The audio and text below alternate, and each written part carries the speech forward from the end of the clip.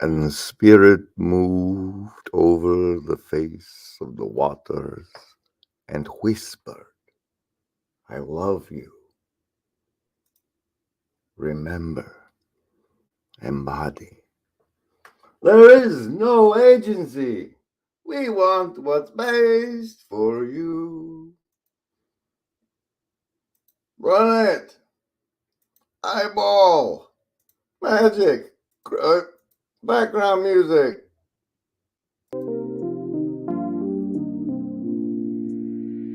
Singers say, voila. Magic again. Chris is cooking, everybody. Oh, it's because someone asked him when he's coming out with another banger. So as some of you might know, last week we started going over the Beatitudes. You gotta beat it, dudes.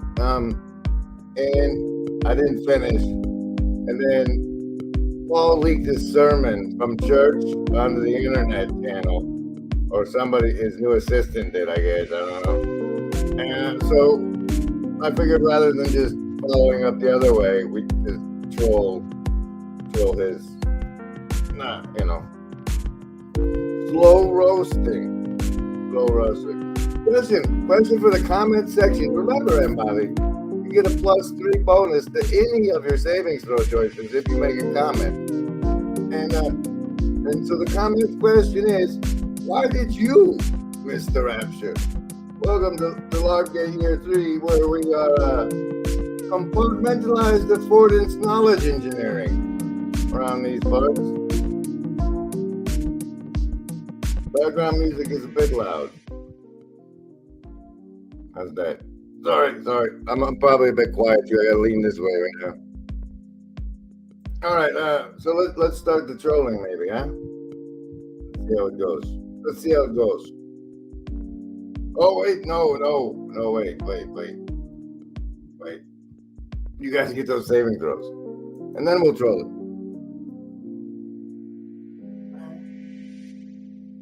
Now, I'm assuming you're not new here, but if you are, you get to choose between one of 4 dice to bind your savings throw to. You pick it, and then I roll it, and then you get the number. That's your participatory experience. If the number is over 10, you take half damage from the mind control that follows. If it's under 10, it's gonna get you. But we're got all the time. It comes and goes. The effects fade, or the new stuff overrides it. Whatever. Survival, social, wisdom, or heart. Choose. Survivalist. That's a 7 today. Socialist with a 13. Lovers of wisdom. Gonna get you with a 4. Hard folks, 2 7s, fully aligned, and then go. 14. Yeah. The stand-up show today. Hey, gentlemen. Hi for now. Good day. Look at brain. Let's see. We present the share screen, the brave tape, and then this. Oh, but first, this looks to be pretty hot. This looks to be pretty good. Here's a taste test from the new Grail country. We're sharing it? Yes, so we can do this now. Perfect. It seems to me that the idiot is not saying something that's true, or if it is true, it's true in a way no one really understands when he says the beauty will save the world. I mean, one of the things that strikes me is when you actually read the novel, he never quite says it. It's said that he says it. He's accused of having said it, but it's never really in his mouth and in a way that he owns, right? And of course, the novel ends rather bleakly. I mean, he's back in an asylum, and the world falls apart, right? So I think standing on its own, there may be some way in which that phrase "beauty will save the world," where it might be true if all we mean is beauty is God, God will save the world. Right. True enough. But yeah, right? in that sense, it has to be true because I mean, if beauty as such can only be God. So in that sense, it has to be true. I think your phrase where you talked about in a way that we cannot know, or maybe that we cannot even be known. I think that's where you're offering some pushback to the idea, is that you want to remind us that while that might be true, we don't have the ability to know beauty as such. And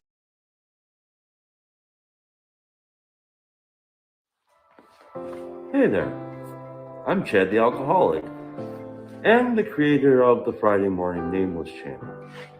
I'd like to welcome you to join us for the latest and greatest and most up-to-date information about all the things happening in this corner of the internet.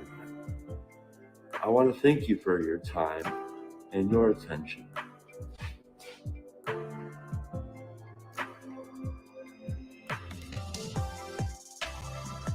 Remember, everybody. There is no agency. We want what's best. No.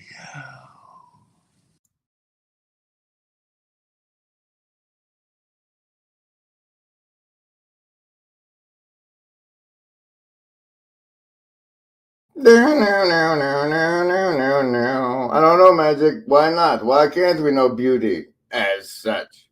Probably because what we consider ourselves is a creation of our left brain analytical mind that's incapable of experiencing that type of knowledge, that type of knowledge. No, maybe I don't know. It's just but guaranteed no disinformation, none. That's the thing about beauty. You know it when you see it. No, you don't know it. You don't know it when you see it. When you see it, you engage in a transjective relationship with it, and it's a participatory. Okay, maybe it is knowing. I don't know. Hey, let's start trolling this sermon there, Pastor Paul. Okay, all right, here we go. Wait, that's just people getting started. Here we go. Religious discourse in the history of humanity has attracted the attention which has been devoted to the Sermon on the Mount. Philosophers and activists from many non-Christian perspectives have refused to worship Jesus, nevertheless have admired his ethic. In the 20th century, Mahatma Gandhi was the sermon's most famous non-Christian devotee. The literature on the sermon is vast. And when he says that, I doubt that many of you have any idea. In fact, one person, every Saturday, I release a rough draft of this sermon on my YouTube channel. I like that because I get a lot of comments from it, and it helps me sort of figure out how I want to alter the sermon. Once upon a time, Paul said my name in a rough draft. And I always wondered, but never checked, if my name, Grim Grizz, actually made it into the sermon or not. That might be a trusty level scavenger hunt. I'll have to think about it. For Sunday, one person writes, could you recommend a book on the Sermon on the Mount? I gave him Dallas Willard's The Divine Conspiracy, but there are so many books on the Sermon on the Mount. That sounds like something I would say, Senor Cebola. I like it. The Gnostic knowledge of mannequin projection. You wouldn't believe it. One recent survey has itemized 36 different interpretations. Only 8 of the most significant and influential interpretations does he list. Another person, Virginia Stem Owens, who used to teach at Texas A&M in the 1980s, she wrote for the magazine, The Reformed Journal. She decided she taught English to students at Texas A&M, and she decided one year. So clearly there's a market for interpretations. Maybe we do our own? To give out copies of the Sermon on the Mount, completely apart from the Bible. to give it to her students and ask her students to write reaction papers to this book of literature. That you might imagine Texas in the 1980s, all the students would recognize probably the most famous sermon in all of human history, but in fact, most of them did not. And the response she got from the students, reading the Sermon on the Mount just sort of plain, was rather surprising. Why were these students so angry at what they had just read? Because Jesus says you shouldn't defile your temple, and a big part of being in college is getting to defile your temple. And so blithe in their dismissal of it. My own introduction to the Sermon on the Mount as a child in Sunday school had been accompanied by pastel poster illustrations of Jesus sitting like a patient Mr. Rogers on a green hillside surrounded by eager pink children. It had never occurred to me either to be angry or to turn away from such a scene. As I read on the student papers that it was, the answer to the first part of my question became quite clear. To wit, the stuff the churches preach is extremely strict and allows for almost no fun without thinking it is sin or not. I did not like the essay, Sermon on the Mount. It was hard to read and made me feel like I had to be perfect, and no one is. The things asked in this sermon were absurd. To look at a woman as adultery, that is the most extreme, stupid, unhuman statement I have ever heard. At this point, I began to be encouraged. There was something exquisitely innocent about not realizing you shouldn't call Jesus stupid. This was not exactly intellectual. Now, see, the beauty of doing these live and then maybe later editing them is I can do a retake, right? So watch it. 1980s, she wrote for the magazine, the Reformed Journal. She decided, surprising.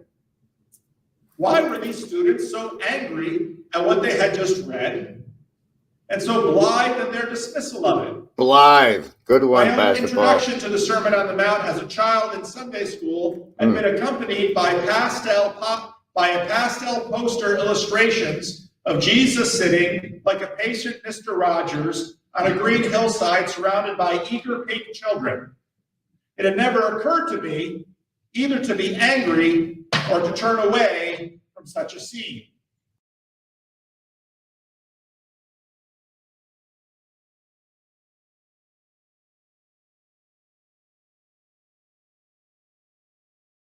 That important.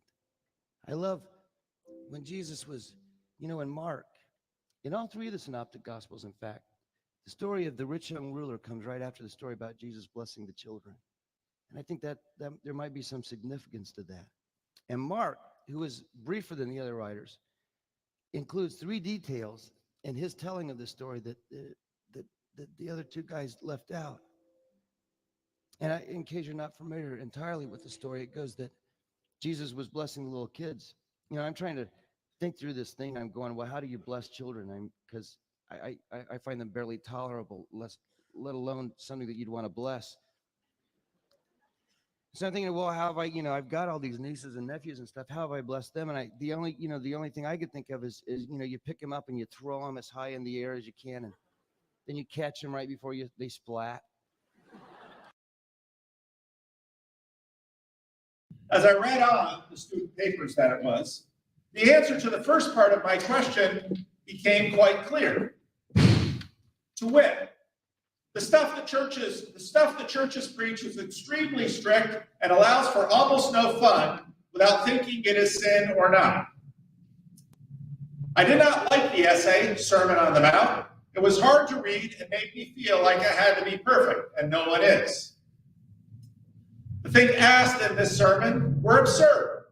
To look at a woman as adultery, that is the most extreme, stupid, unhuman statement I have ever heard. That person said unhuman demonstrates to you the influence that humanism has had on the person on their way to get through the college education. Yes, he's yelling because he's a street preacher and they're old deaf people. The biblical literacy amongst my classmates allows the Christians to be convenient boogeymen for professors to blame during lectures. You are correct, Luke. That's a bonus +1 the next stream saves. Bonus! At this point, I began to be encouraged. There was something exquisitely innocent about not realizing you shouldn't call Jesus stupid. This was not exactly intellectual agnosticism talking here, usually the perceived foe of the faith. It was just down-home hedonism. It was Herod watching Salome dance. It was the disciples asking, who then can be saved? When Jesus deflated their dreams of wealth with the needle's eye. Oh, that was a good one. That was a good one. This was the real thing, a pristine response to the gospel, unfiltered through a 2,000-year cultural haze. One of the people that I've been spending a lot of time. That's right. I have to make a pilgrimage to Pastor Paul's, and for them to get my accommodations ready, they have to pay for a parking lot first. So if you could send some of them your money, that'd be great. Doo-ba-ba-doo-ba Cotton Eye Joe. I'm talking with over the last 4 years is a cognitive scientist from the University of Toronto named John Vervaeke. John Vervaeke is not a Christian. He was raised in a fundamentalist Christian group, which left such a distaste in his mouth, he has struggled with it his whole life. He's been in and out of different churches. He studied Tai Chi. He studied Buddhism. He studied all sorts of world religions, and now he's addressing what he calls the meaning crisis to help people who are post-religious and basically struggling. So if we leave church, he'll help? With nihilism. And he's doing a new series on YouTube that he and I talk about. He, myself, and Jonathan Peugeot, a third in our little trio, we're going to have a conference down in May in the Cross Point Church. Yeah, but if you want to play paintball for Jesus, you got to get there Thursday. Chino, California. But he's releasing a new video series called After Socrates. And he used a word called aporia that scholars of Socrates for many years have noted with the Socratic method. It was the dawning of the age of aporia, the age of aporia. Let's see. An expression of real or pretended doubt or uncertainty, especially for rhetorical effect. He was LARPing. Aporia. Ooh. Aporia. Aporia. A logical impasse or contradiction. Ooh, we're going to have a good secret message. We're going to have a good one. Oh, it's French. It's ultimately from Greek aporia, difficulty or perplexity. Aporos, impassable. Aporia. There we go, everybody. There you go. If you studied Socrates at college, you know something about the man. He was a gadfly, and he annoyed people in ancient Athens because he would sit down with people and he would ask them questions. And he would say, yeah, it's darn annoying to get questions like, what's a Christian? A Christian is a social label one applies to themselves to gain access to trust interactions with different groups. Or wait. Or a Christ follower. Hello, Freedom. And Brilliant. Yeah, the three collaborators. Wait. Rooting who is an what? By who self-identifies with Y proposition of the who's in and out of X. Well, no, but if they self-identify as X, then they get to be X, right?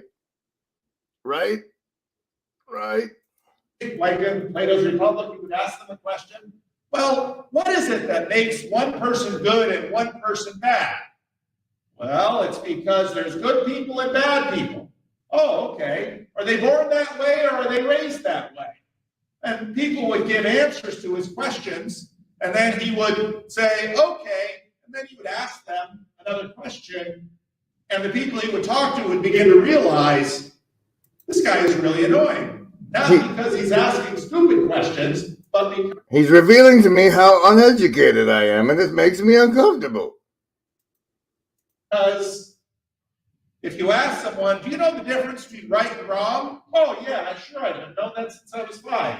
Well, tell me the difference. And then people pause. Brilliant.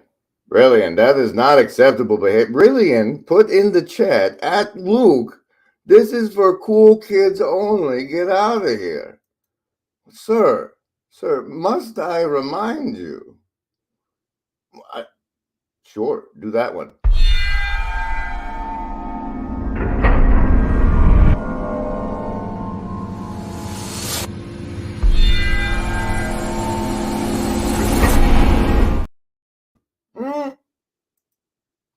Let it be known that it is only for me or people with wrenches to be abusive to people in the hive mind. And I'm probably gonna open this up afterwards if Luke wants to come on, because there is no agency. They begin to realize, I don't know how to explain the difference between right and wrong. Well, why don't you know how to explain the difference between right and wrong? You told me you knew the difference. Well, I kind of know the difference, but if you have me give a definition, and on and on and on and on. And for this behavior, Socrates was in fact killed by the city of Athens, who found him so totally annoying. No, he took the coward's way out. Well, he committed suicide. I mean, they made him drink it, which is interesting.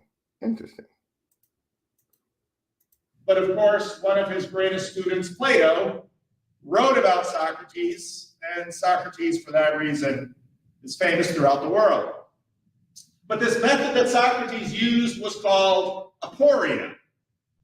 It's an unsettling, disorienting, dissonance-creating rhetorical method to break the audience's preconception in order to ready them for a new way to think and to be. And so Plato... It was the dawning of the age of aporia. What do you think? Or Socrates would walk into a situation and people would say, I know what love is, I know what justice is, I know what good is. And through a series of questions, he would begin to show them that they really had a very shallow idea about love, very shallow idea about justice, very shallow idea about good, bad. That spirit moved over the face of the waters, remember, embody at the open? It was based off, I think McKenna once said, like, people are the way water loves. Right and wrong, and all of the things that meant so much to them. They're just sort of living on the surface. And Plato wanted to make the point that this surface living is the cause of a lot of our problems. And people, in fact, should think long and hard about their lives and about what they do. Because most people are sort of a mile wide and an inch deep. Aporia has been used by Socrates and just about everybody else since to sort of break people of facile, shallow, unexamined assumptions about life. The list? Yes, any of the first Now, level. the I'm attitude gonna get a that we soda. read- Anyone want one? Hey, Graham, I'm not in the room, right? What room? I want to cast Magic Missile. The room where he's casting all these spells from. He hasn't cast anything yet. I am, though, if you'd listen. I'm casting Magic Missile. Why are you casting magic missile? There's nothing to attack here. I'm attacking the darkness. read sound lovely. And you'll often hear them read, quoted, alluded to in our culture because people say, well, these are ideals. These are so lovely. But as I noted out with Greg Bloomberg, actually, if you start to ask questions, are these prescriptions? Are these rules? Are these descriptions? A lot of this stuff sort of falls apart. And as this woman who taught at Texas A&M noted, give it to a bunch of college sophomores and ask them to analyze it, well, they'll kind of have a fit. Because Jesus says a whole bunch of things that, whereas if everybody's sort of accustomed to hearing something and they say, that's nice, sort of like. Now, if I had it, I'd do the Philip Seymour Hoffman in a wheelchair clip and be like, do you see?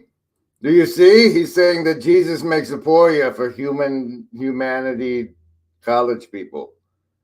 Aporia, he makes it.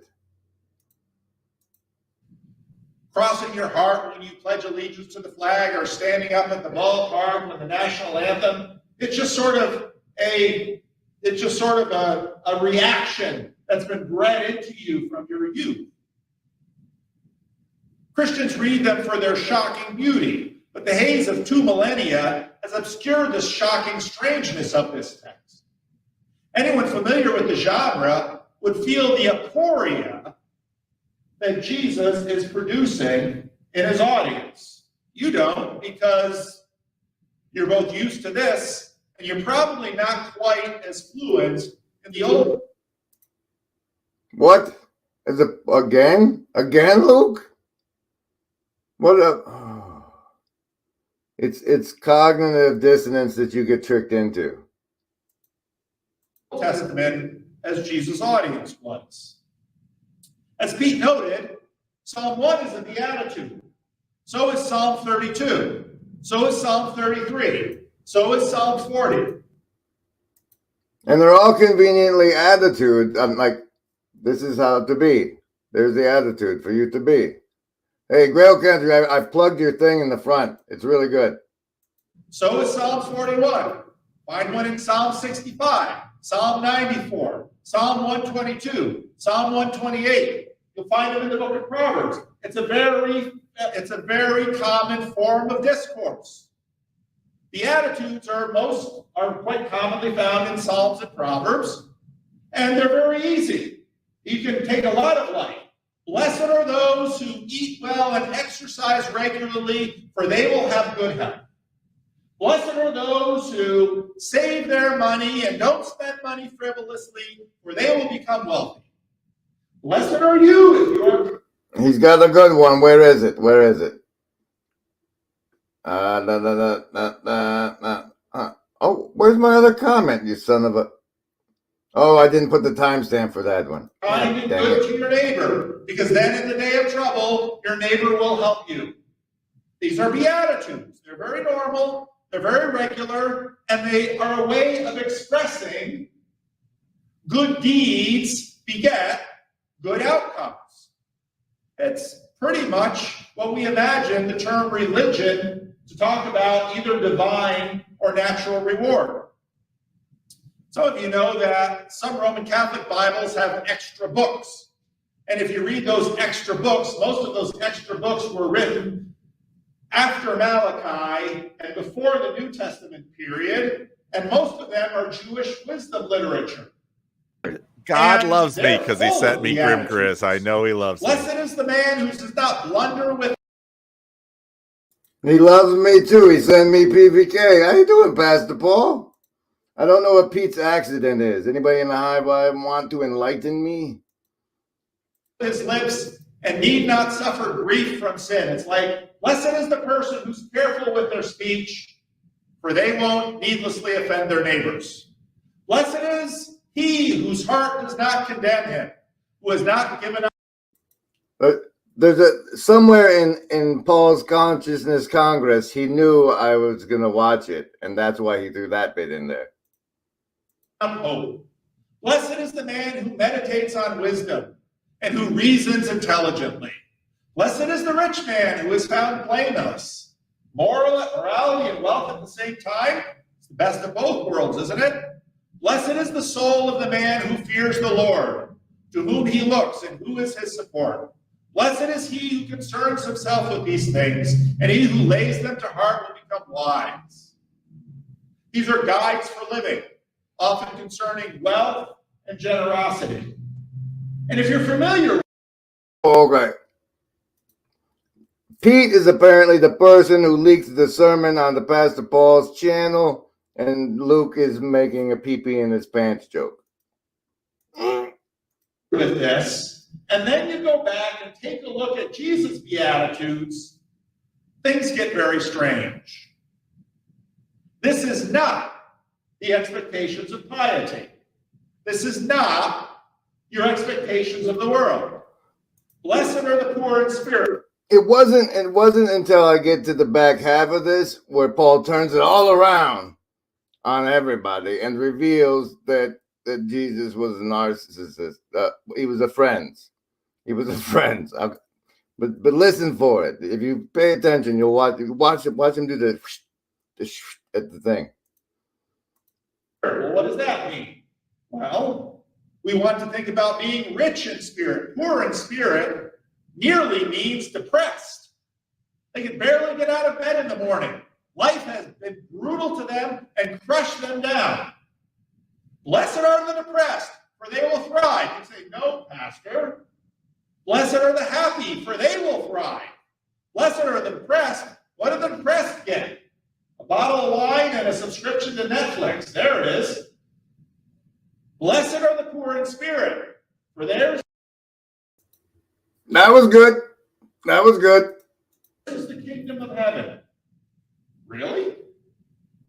Blessed are those who mourn, for they will be comforted. I don't like to mourn. Do you like to mourn? It's almost the opposite of comfort. Blessed are the meek, for they will inherit the earth. And for the record, I don't remember what it was at all, but when we went over the Beatitudes last week, I like what we came up with better than the depressed as poor in spirit. I don't, yeah, it was good, wasn't it, guys? You know meek people. They're the ones who never ask for a raise. They're the ones that the world steps on, and they don't even say, ouch, lest they offend the one who's stepping on them. Blessed are the meek, for they will inherit the earth. Steve Martin said it best in his movie, Leap of Faith. All the meek get is the short end of the stick. Well, how it's said best is actually in some horrid anime thing I saw a GIF from. GIF because graphics. GIF. I saw a GIF from a horrible anime, and it's like the meek shall inherit the dirt, and it's like slamming some dude into the ground. None of this makes any sense. The college students weren't lying. Neither are these completely out of line with the story of Israel, however, because again and again and again in the Old Testament, it says things like, the Lord has concern for widows and orphans. The Lord cares for the oppressed. The Lord will lift up the downtrodden. If you've ever seen the Song of Mary in the Gospel of Luke, you'll recognize the Song of Hannah in the book of Samuel. So in other words, by nature, you would look at this and say, Jesus, this can't be right. But Jesus is saying, God's kingdom is coming in. And the poor in spirit can have hope. And those who mourn will receive comfort. And the meek. This is the Peterson difference. And like in the spirit of the Beatitudes, the way they are, I'm going to have to say that, I'm going to lean with Paul on that one, Chris. However, the difference between meek and weak, the distinction between meek and weak that Peterson makes is a very vital one as well. So I don't really know what to do with it other than to say I don't think that's how Jesus was using it, though. But maybe. But honestly, with the narcissist twist, you might be right. Even stand up for themselves, they're going to get a windfall they can't possibly imagine. This is what's called, in fancy theological terms, inaugurated eschatology. The end has come near. The kingdom of God has come near. Jesus is announcing a new beginning, a new thing. Something new is starting. It is hope to the crushed and wobbly in Israel. Israel's hope has come near, Jesus is announcing. He's not. All right, if you're here in the true spirit of following Christ, this is probably the most important part that's been said today. Freedom's Lunch with Poor in Spirit is a recognition of your lack outside God. The Beatitudes are the roadmap of the fruit of becoming more and more like Christ.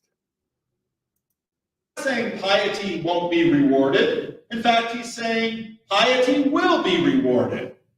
Blessed are those who hunger and thirst for righteousness, for they will be filled. All right. The meek in spirit don't. The meek in the world very, very, very often do. Oh, that was Anselman said the meek don't harbor a shadow monster.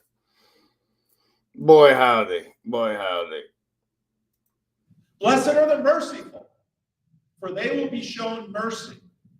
Go ahead and watch a political battle and step in and express mercy for the other side. See how the two sides react to that. Oh, no, both andism here. Oh, no, we won't tolerate you having any kind of mercy for the enemy of the other side. That's the way the world works.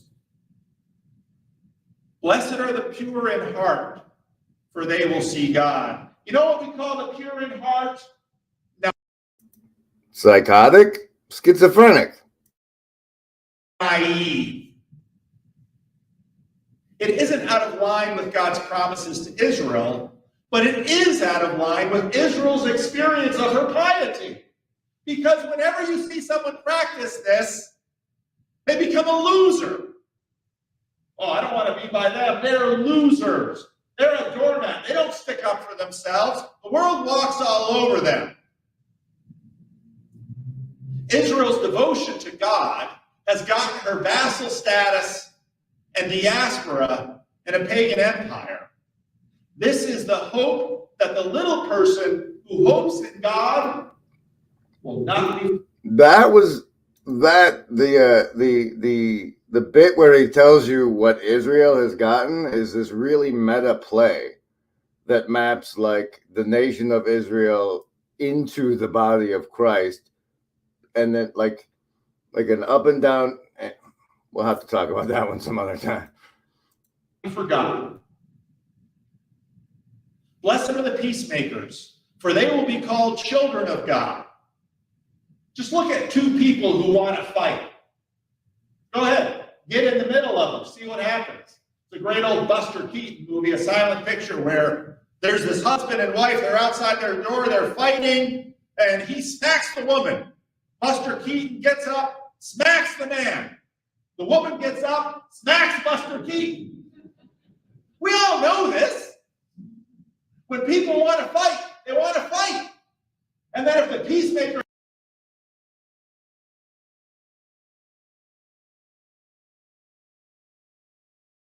steps in, they both. Oh, dang it. That was a good one, too. That was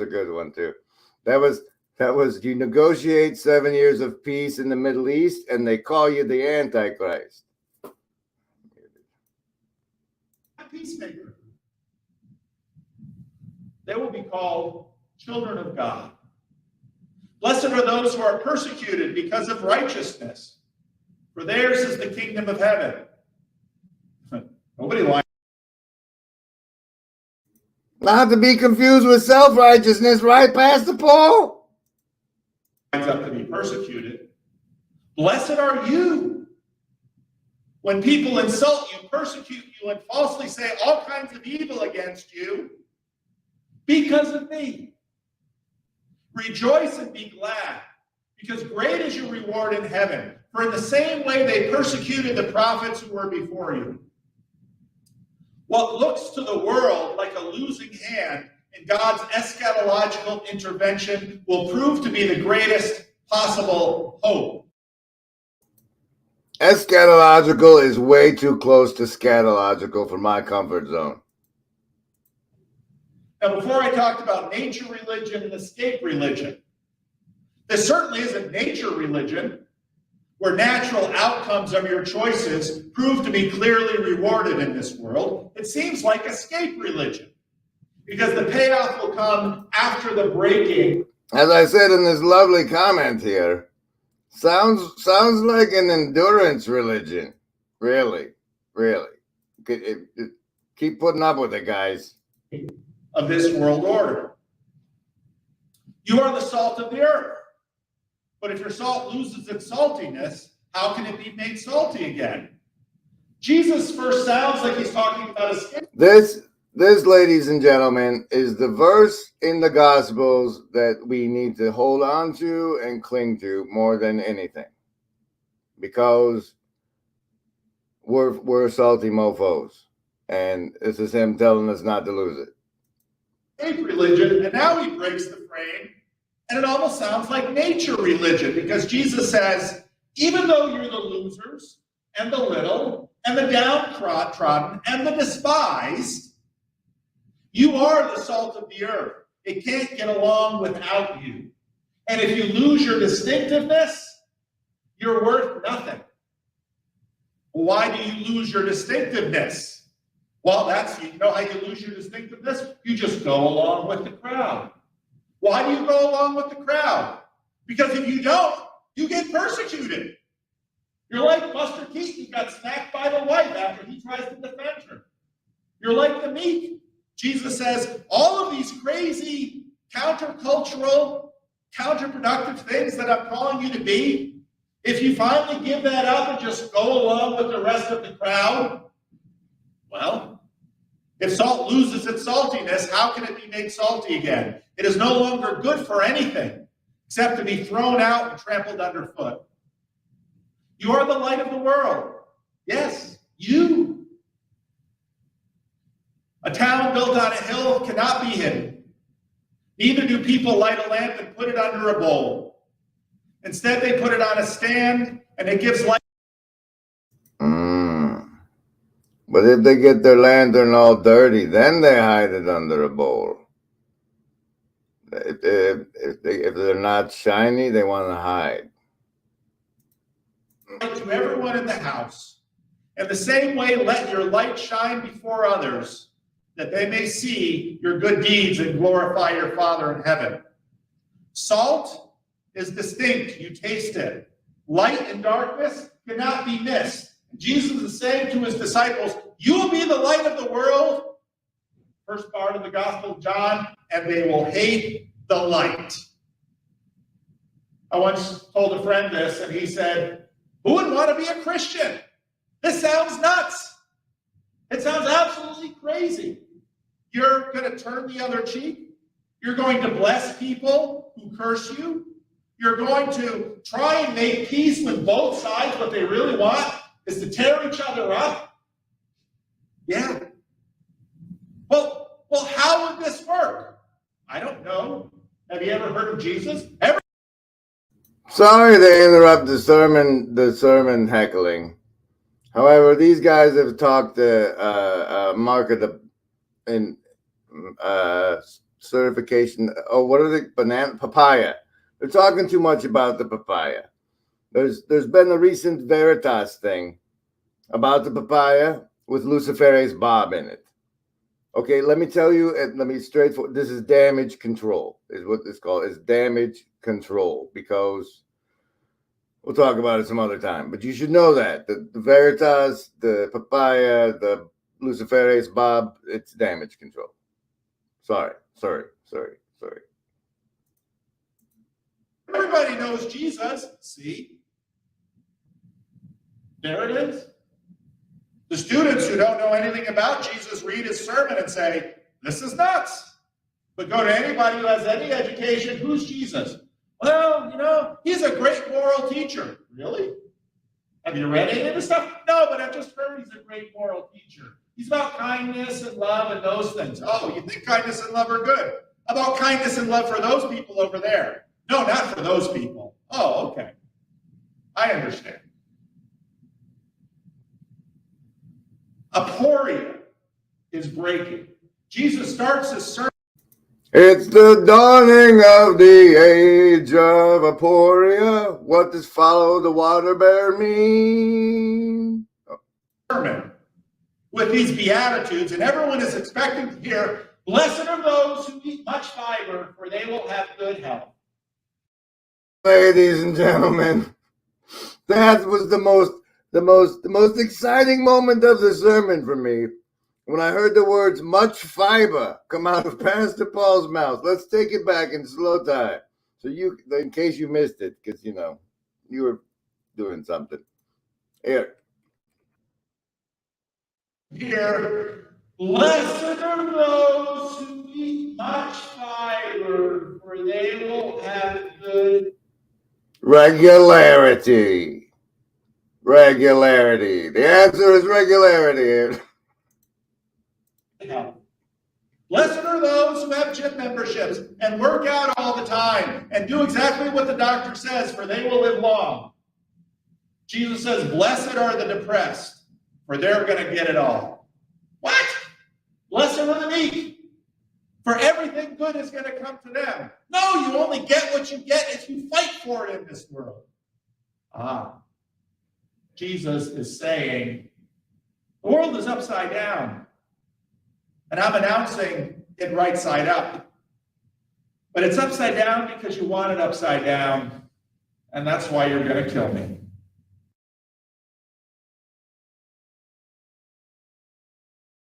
The world is like a ride at an amusement park. And when you choose to go on it, you think it's real because that's how powerful our minds are. And the ride goes up and down and round and round. It has thrills and chills, and it's very brightly colored, and it's very loud. And it's fun for a while. Some people have been on the ride for a long time, and they begin to question, is this real or is this just a ride?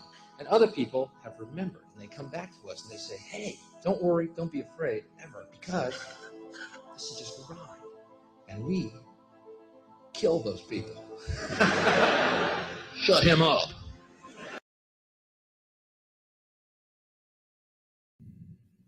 John the Baptist is promising shock and awe. Is this it? It's strange. It's not what John is looking for. Jesus comes with what begins as a subtle hope that both makes university students mock and skeptics walk away. Could this man who raises no army, nor assassinates any pagan warlord, really bring the transformation of history and heaven's invasion? Still waiting on that heaven's invasion, Paul. Now, I recently got on to Gavin for thinking he's Christ-like, so therefore I'm projecting, and I saw it here, because when he got to the part about Jesus building no army, and I'm trying to build a lobster monkey army, there was the dissonance that you're not like Jesus, Grim, and that was very uncomfortable for me.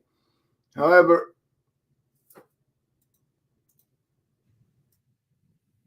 the aporia that Jesus sets up in the Sermon on the Mount becomes flesh in his crucifixion. Remember his disciples? Jesus says, we're going down to Jerusalem. And his disciples say, that's a bad idea, Jesus. If you go to Jerusalem, they're going to kill you. And Anselman bringing up that Nietzsche is dead, and this being a Peterson derivative community-ish, I like to point out Nietzsche said that God is dead, and Papa Peterson said, "Be the man ready at the funeral," and that was pretty cool. Hey, Hezzy. Jesus says, sit down a minute. We're going to go to Jerusalem. They're going to arrest me, just like you think. They're going to execute me, just like you think. And then I'm going to rise from the dead. They didn't remember any of the rise from the dead stuff because that just went right over their head. And they thought, Jesus, this is a bad plan. This is the worst way to change the world. We need to stay in Galilee, get more and more popular, and because we don't have the money.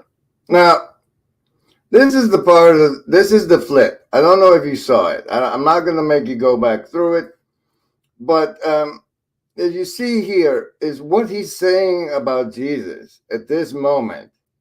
You can go back to the Sermon on the Mount and realize that he's talking about himself the whole time, because he's a member of the fraternal regiment embodying narcissistic and that's how the stream became a stream, because I had to go to Miriam and look up pathy when it's a suffix, which means it's at the end, right? Like this pathy, this feeling and suffering is a pathy, and a perception is a pathy, but I couldn't think of the opposite of a pathy, right? Because if he's embodying narcissism, I mean, if you're God, can you really be narcissistic? But if he's embodying the narcissistic soci, the soci is a good soci, not a pathy. And I couldn't think of the opposite for pathy. And now you get a stream of Saturn Day sermon heckling, live, virtually not alone, and stuff. Remember, everybody, there is no agency. We want what's best. Well, howdy, Rascal. Rascal's available on a t-shirt that goes to mostly mudhut profits. It's nice. It's a nice thing I do. You should get one. And they're cool. You're lucky I'm not showing you right now. Here, let's just start overthrowing cities, and well, that's the way every revolution works. And so then when Jesus says, I'm going to Jerusalem, and he goes, and what everyone knew would happen happens when Jesus is executed. I guess he was depressed. See, this is why I don't like the whole poor in spirit being depressed part, because it makes it hard for the Sermon on the Mount to be twisted to be Jesus talking about himself inheriting the earth, but I guess he was kind of sad about it. He does say take the cup, right? Executed, just the women and young, John and the women, stay by the cross because they don't bother basically arresting children and women. The men all hide, and they fall into despair because they had such hope for this man. And then he went and did this stupid thing. But was it stupid? If I mentioned the Bar Kokhba revolt in 135 AD in Judea, most of you say never. All right, and then he goes through some Jewish history because it's part of his conversion. And heard of that. I can name 2 or 3 Jewish revolutionaries at the same period of time who tried to overthrow Rome. You don't know their names. But Jesus, oh yeah, Jesus, he's like a great moral teacher. Oh. Seems his plan worked. The disciples are scattered and despondent. Poor in spirit gets the Roman cross. The meek get the business end of the stick. The merciful, he's not shown any mercy. The peacemaker, well, the Romans and the Jewish nationals were really itching to go at each other. They hated each other, but they could temporarily agree for a truce so that they could stop long enough to kill Jesus. The peacemaker is brutally mocked and killed. That's a for you. So is Christianity an escape religion where God has come down into our simulated video game universe as a walkthrough on how to win, like you're watching how to beat the game on YouTube, And it's to be love and let them kill you. And that's the path. That's the narrow path win condition for this realm of suffering. Is that what's going on here? Nature and escape religion come together in resurrection and ascension. The poor in spirit receives the kingdom. The meek, Jesus, meek, yes, indeed. He inherits the earth. The merciful, he receives mercy from God the Father himself in the form of his resurrection. The peacemaker is recognized even by a Roman centurion as the Son of God. The Beatitudes continue to be the entryway into disrupting the status quo of a world that knows how to brutally enforce its iron laws. It continues to give us hope that following Jesus, living his life, receiving his baptism, dying like he did, will bring his resurrection.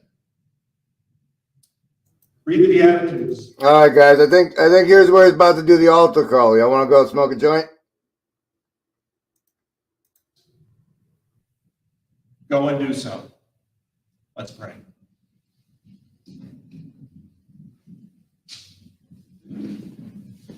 Lord, it's a strange thing we can't get our mind around, so you break all of our normal ways of thinking.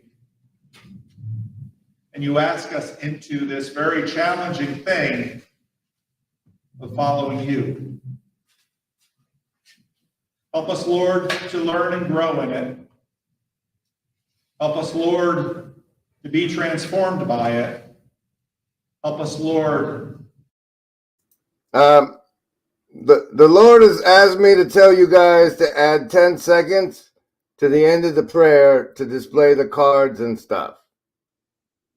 Bum, bum, bum, bum, bum. You guys want to come on? I'll even put on headphones, I guess. Meanwhile, watch the rest of this. We have a lot invested in this ride. Shut him up. Look at my furrows of worry. Look at my big bank account and my family. This has to be real. It's just a ride. But we always kill those good guys who try and tell us that. You ever notice that? And let the demons run them out? But it doesn't matter because it's just a ride. We can change it anytime we want. It's only a choice. No effort, no work, no job, no savings of money. A choice right now between fear and love. The eyes of fear, once you put bigger locks on your door, buy guns, close yourself off. The eyes of love, instead, see all of us as one. Here's what we can do to change the world right now to a better ride. Take all that money we spend on weapons and defense each year and instead spend it feeding, clothing, and educating the poor of the world, which you would many times over, not one human being excluded, and we can explore space together, both inner and outer, forever in peace.